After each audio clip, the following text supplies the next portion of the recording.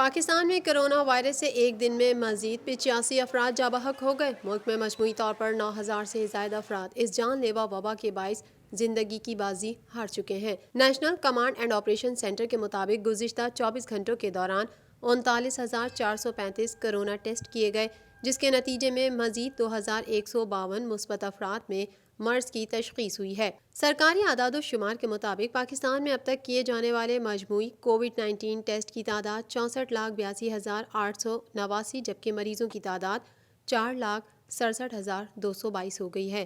NCOC کے مطابق اس وقت ملک بھر میں کرونا کے فعال مریضوں کی تعداد 38,511 ہے، جبکہ 2,000 سے زائد مریضوں کی حالت تشویشناک ہے۔ نیشنل کمانڈ سینٹر کا کہنا ہے کہ 24 گھنٹوں کے دوران مزید 1,824 مریض صحت یاب ہو گئے ہیں، جس کے بعد صحت یاب ہونے والے مریضوں کی تعداد 4,18,958 ہو گئی ہے۔